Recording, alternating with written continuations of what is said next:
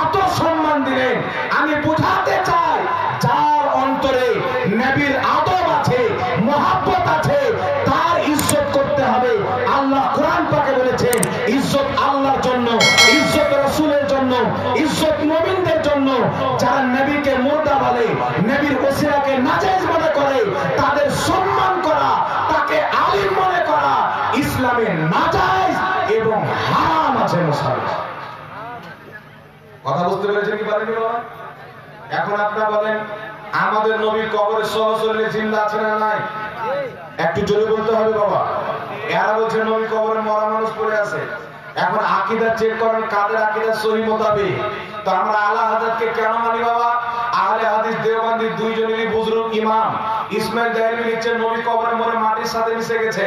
আমার নবী বলছেন মুসনাদে আবু ইয়ালার সহি হাদিস, আল আমবিয়া ও আহইয়াউন ফি কুবুরিহিম ইউসাল্লুন। আল্লাহর প্রত্যেক নবী কবরে জিন্দা, তারা নামাজ আদায় করেন। মুসলিম শরীফের হাদিস, রাসূলের পাক বলছেন, মারতু আলা মুসা ওয়া হুয়া ইউসাল্লি ফি কবরিহি। আমি মুসা নবীর কবরের পাশে দিয়ে গেলাম, দেখলাম মুসা নবী নিজের কবরে নামাজ আদায় করছেন। আরেকটি মুসলিম শরীফের হাদিস, রাসূলের পাক বলছেন মুসা নবী কবরে দাঁড়িয়ে নামাজ পড়ছেন।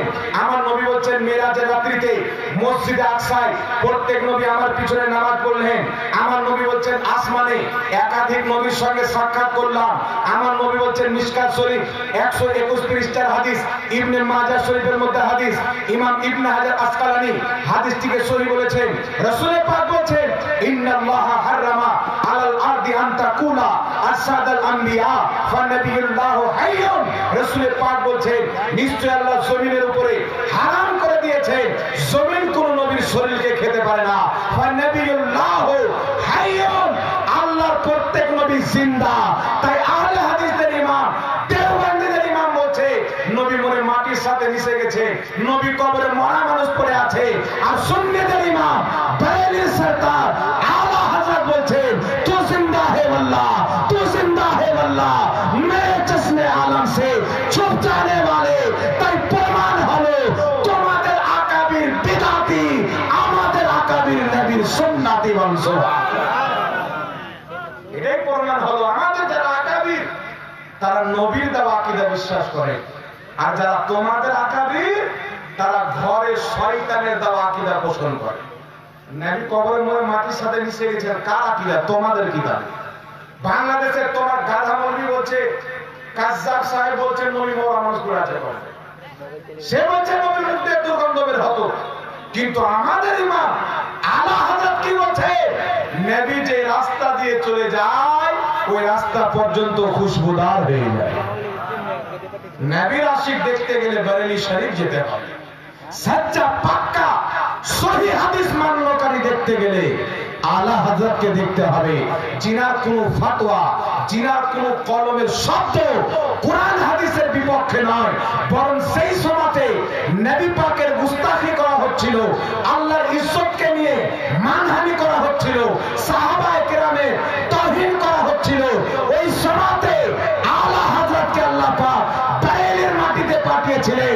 তিনি 1000 চাইতে বেশি কিতাব লিখে পৃথিবীর মুসলমানদের ঈমানের রক্ষা করেছেন। জোরে বলুন সুবহানাল্লাহ। তিনি মানুষের ঈমানের হিফাজত করেছেন, ঈমানকে বাঁচিয়েছেন। তাই বাবা আমি প্রথম আকীদা বয়ান করেছিলাম, একটি আয়াত পড়েছিলাম, ইয়া আইয়ুহাল্লাযীনা আমানুত্তাকুল্লাহা ওয়া কুনু মা'আস সাদিকিন। হে ঈমানদার, আল্লাহকে ভয় করো, সত্যবাদীর সঙ্গী হয়ে যাও। আহলে হাদিস দেওবন্দীরা বলছে নবী কবরে মরা, আমাদের নবী বলছেন কবরে নবীগণ জিন্দা। আলা হযরত বলছেন নবীগণ জিন্দা। তাহলে আলা হযরত সত্যবাদী হলো না লামাযহাবীদের গুরু সত্যবাদী হলো? আলা হযরত সত্যবাদী হলো না? জি। তো আমরা কার দিকে যাব? সত্যবাদীর সঙ্গী তো আল্লাহ হতে বলেছে, তো আল্লাহই তো বলছে যে আলা হযরতের সঙ্গী হয়ে যাও, যে সত্য কথা বলবে তার সঙ্গী হও। তারপর চলে আসেন বিরাদর ইসলাম, একজন 1000 টাকা দান দিয়েছেন, আল্লাহ তাবারক ওয়া তাআলা কবুল করেন, সকল বলেন আল্লাহুম্মা আমিন। আচ্ছা বলেন তো বাবা, আমরা আহলে সুন্নাত ওয়াল জামাত আমাদের আকীদা হলো নবীগণ নিজের কবরে জিন্দা। নবীগণ, কথা বলতে হবে বাবা, এটা আমরা মানি কি মানি না? এটা আমি প্রমাণ করলাম যে এটা আকীদা আমাদের বাড়ি তৈরি করা নয়, এটা নবীর হাদিসের আকীদা। যারা বলছেন নবী কবর থেকে হাত বের করতে পারে না, আপনার নবীকে গিয়ে জিজ্ঞাসা করে যে প্রত্যেক নবী মসজিদে আকসায় নবীর পিছনে নামাজ কি করে পড়লো? তোর বাপ বের করে রেখেছিল। যারা বলছেন মুস্তাফা কবরে মরে শেষ হয়ে গেছেন, বেরিয়ে আসতে পারে না, তাদেরকে বলবেন যে আদম নবী কি করে প্রথম আকাশে গেল, মুসা নবী 6 নম্বর আকাশে কি করে গেল? তোমরা আপনার আব্বাকে লিফট লাগিয়ে রেখেছেন নাকি যে কবর থেকে বের করে লিফটে রেখে পাঠিয়ে দিল? এগুলো নাজায়েজ অবৈধ খ্রিস্টানদের দাওয়া আকীদা। এই আকীদা থেকে ঈমানকে বাঁচাতে হবে। জি কি নাম আপনার?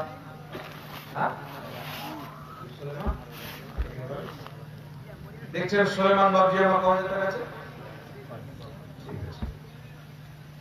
সুলাইমান বাবজি এখানে কুমারগঞ্জে বাড়ি, 5000 টাকা কুমারগঞ্জ দারুল উলুম ফাইজানে রাসূল মাদ্রাসায় দান দিয়েছেন। আল্লাহ পাক কিনা রুজি রোজগারের দিন দুগুণ রাত চৌগুণ তারাক্কি দান করেন, সকল বলুন আল্লাহুম্মা আমিন। আল্লাহ দানকে কবুল করেন, সকল বলুন আল্লাহুম্মা আমিন। জোরে বলুন আল্লাহুম্মা আমিন। এইবার চলে আসেন বিরাদ ইসলাম। আমরা কোন ডক্টর সাহেবকে মানি কেন মানি না? একটা কারণ বললাম, কয়েকটা কারণ বললাম। একটা কারণ আপনাকে বলছি শুনেন। এখানে যিনারা হজ করতে জানেন, আমার পূর্বে হুজুর বয়ান করেছিলেন মুফতি জুবাইর সাহেব হাজার, জান্নাতুল বাকিতে একটা বোর্ড লাগাছে। জান্নাতুল বাকিতে কবরস্থানে একটা বোর্ড টাঙাছে, বোর্ড। সেই বোর্ডে লেখা আছে নবী ওলির ওসিলা শিরকে আকবার, মানে নবীর ওসিলা মূর্তি পূজা করার চাইতেও বড় শিরক। নাউজুবিল্লাহ। আর শিরিক বলতে বলতে এদের ঠোঁটে শিরিক এত চেপে গেছে, বলছে কেউ যদি বলে আমি এখন বক্তব্য দিলাম, ধরুন শেষ করে বাড়ি যাবো, তা আমি বলছি আমি এখান থেকে বিদায় নিলাম, আপনারা ভালো থাকেন, বলছে এটা বলাও শিরিক। অনেকে আছে এখানে যুবকরা যারা মোবাইল ঘাটা শুনে হবে, বাংলাদেশের কাজ্জার সাহেব বলছে যে আপনারা ভালো থাকেন, এটা বলাও ওয়াহাবীদের নিকটে শিরিক। তাহলে কি বলতে হবে? যে আপনারা ডুবে মরে যান, নাকি বলেন? ও গাধা শয়তান জাহিলের কথাতে এই বলতে হবে। এইগুলো জাহিলের কিছু লোক এমন ভক্তি করছে, বলছে পীর মানা হারাম আর এদেরকে মানা জায়েজ।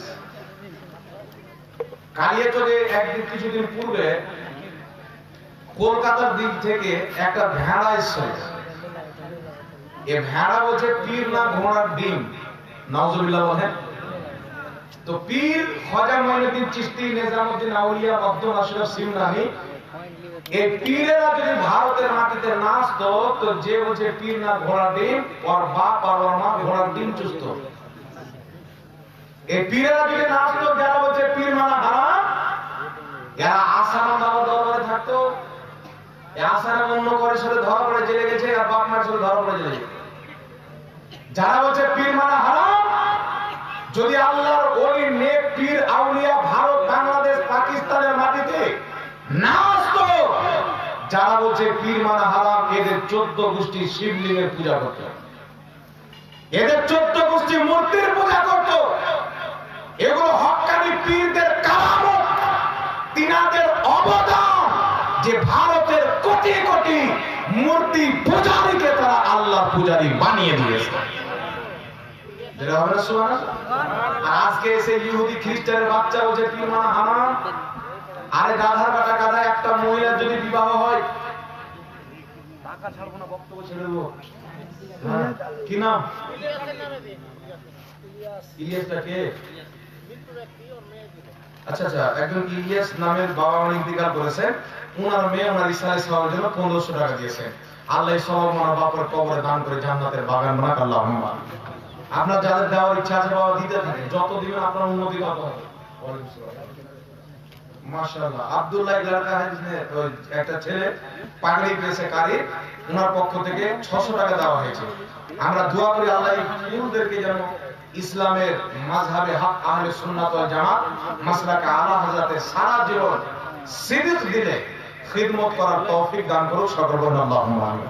এই 600 টাকা আল্লাহ পাক কবুল করুক। আমিন বলেন। সকল আমিন বলেন বাবা। আমিন বলেন। তো একটা কি বলছিলাম বাবা? পীরের ব্যাপারে বলছিলাম। এরা মানুষকে বলছে কি পীর মানা হারাম। আচ্ছা বলেন, আমি বানিয়ে বলছি বাবা না। আপনাদেরকে একটি হাদিস শোনাচ্ছি, শুনেন।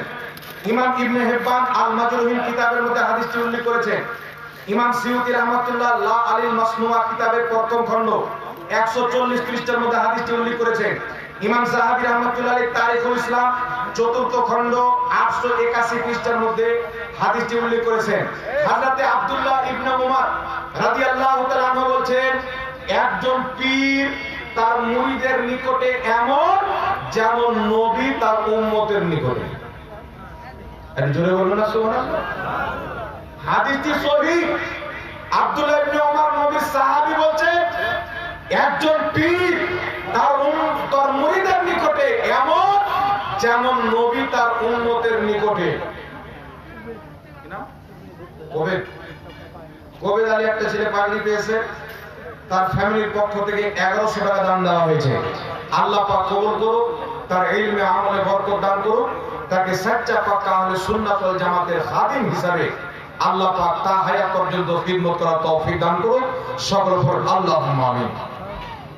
তাই বিরাদর ইসলাম, আপনি কিতাব খুলেন, কিতাবটির নাম হচ্ছে তাফসীরে কবির, 11তম খণ্ড 198 নম্বর পৃষ্ঠা।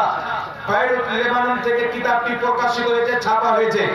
সেখানে ইমাম ফখরুদ্দিন রাজি রাহমাতুল্লাহ আলাইহি কুরআন পাকের অসংখ্য আয়াতের তাফসীর করতে গিয়ে বলেছেন, নিজের জামানার সমস্ত হক্কানি পীর মাশায়েখের সম্মান অন্তরে রেখে একজন পীরের হাতে মুরিদ হতে হয়। জোরে বলুন সুবহানাল্লাহ। এইরকম অসংখ্য রেফারেন্স রয়েছে। লা মাযহাবী বলে পীর মানে হারাম। এই লা মাযহাবীদের গ্রহণযোগ্য ইমাম ইসমাইল তাহলভী নিজের কিতাব সিরাতে মুস্তাকিমের মধ্যে লিখতেছে, ইয়া আইয়ুহাল্লাযীনা আমানুত্তাকুল্লাহা ওয়া কুনু মা'আস সাদিকিন। আল্লাহ বলেন, হে ঈমানদার, আল্লাহকে ভয় করো, সত্যবাদীর সঙ্গী হয়ে যাও, মানে হক্কানি পীরের হাতে মুরিদ হয়ে যাও। এটা লা মাযহাবীদের গুরু লিখেছে। কথা বলতে পারছেন না? এই মর্মে অসংখ্য দলিল রয়েছে। ইমামে আযম আবু হানিফা পীরের মুরিদ, গাউসে আযম রাদিয়াল্লাহু তাআলা আনহু পীরের মুরিদ, নিজামুদ্দিন আউলিয়া পীরের মুরিদ, জুনায়েদে বাগদাদি পীরের মুরিদ, খাজা গরিব নওয়াজ পীরের মুরিদ। যত দুনিয়াতে আল্লাহর ওলি আউলিয়া মুকাররব নির্ভরযোগ্য গ্রহণযোগ্য খাস বান্দা দুনিয়াতে এসেছে, তারা সকলেই পীরের মুরিদ ছিল। একটু জোরে বলতে হবে সুবহানাল্লাহ। তো আজ যারা বলছে পীর না ঘোড়ার ডিম, পীর মানে হারাম, নিঃসন্দেহে আর হচ্ছে ইহুদি খ্রিস্টানদের নাজের সন্তান, দাড়িওয়ালা টুপিওয়ালা শয়তান। দাড়ি টুপিওয়ালা শয়তান দেখেছেন? যে মৌলবি বলছে পীর মানে হারাম, সব পীর ভালো হবে। কেউ যদি ভণ্ড পীরের কথা বলে আমরা তাকে সমর্থন করব। কথা বুঝতে পেরেছেন? কোন শরীয়ত বিরোধী কর্ম করনেওয়ালা পীর, মহিলার মতন চুল পড়নেওয়ালা, চুল রাখনেওয়ালা, হাতে পায়ে মেহেন্দি দেনেওয়ালা, মুরিদকে সাজদা করানেওয়ালা, তারপরে মাজারকে সাজদা করানেওয়ালা, এই রকম যত পীর আছে এদেরকে লাভ মেরে তাড়াতে হবে। আর যারা হুজুর তাজুস শরিয়ার মতন পীর আছে, মুহাদ্দিসে আজমের মতন পীর আছে, মুহাদ্দিসে কবিরের মতন পীর আছে, তাদেরকে গলাতে লাগাতে হবে। কথা হচ্ছে তিনাদেরকে মানতে হবে। যে ব্যক্তি বলে পীর মানে হারাম ঢালাও ভাবে, নিঃসন্দেহে ওই ব্যক্তি ইহুদি খ্রিস্টানের বাচ্চা ও মুসলমানের বাচ্চা নয়। কথা বলতে পেরেছেন? ওকে আল্লাহ হেদায়েত দান করুক। সকল বলুন আল্লাহুম্মা আমিন। সকল বলুন আল্লাহুম্মা আমিন। আল্লাহ পাক বুঝার তৌফিক দান করুক। একজন ভাই আমার 300 টাকা দান দিয়েছেন, আল্লাহ তাবারক ওয়া তাআলা যেন কবুল করেন। সকল বলুন আল্লাহুম্মা আমিন। যাই হোক ইসলাম, আপনাদের সম্মুখে আমি একটি আকীদার কথা বলেছিলাম, ওসিলার ব্যাপারে। আমরা আহলে সুন্নাত ওয়াল জামাত ওসিলা নীতি নিলাম নবী পাকের। দেখবেন আমরা নামাজ পড়ি, নামাজের শেষে আমরা আহলে সুন্নাত ওয়াল জামাত কি বলি? বাহাক্কে লা ইলাহা ইল্লাল্লাহু মুহাম্মাদুর রাসূলুল্লাহ বলি কি বলি না? কিছু লোক আছে লা ইলাহা ইল্লাল্লাহ, লা ইলাহা ইল্লাল্লাহ মুহাম্মাদুর রাসূলুল্লাহ বলে না। তো আমি কমসে কম 6 মাস টেনশনে ছিলাম যে আর মুহাম্মদ রাসূলুল্লাহ কেন বলে না। তো তাফসীরে কাবীর যখন পড়লাম, তো তাফসীরে কাবীরের মধ্যে লেখা আছে কোন ব্যক্তি যদি কোটি কোটি বার লা ইলাহা ইল্লাল্লাহ বলে মুসলমান হবে না যতক্ষণ একবার বলবে মুহাম্মদ রাসূলুল্লাহ।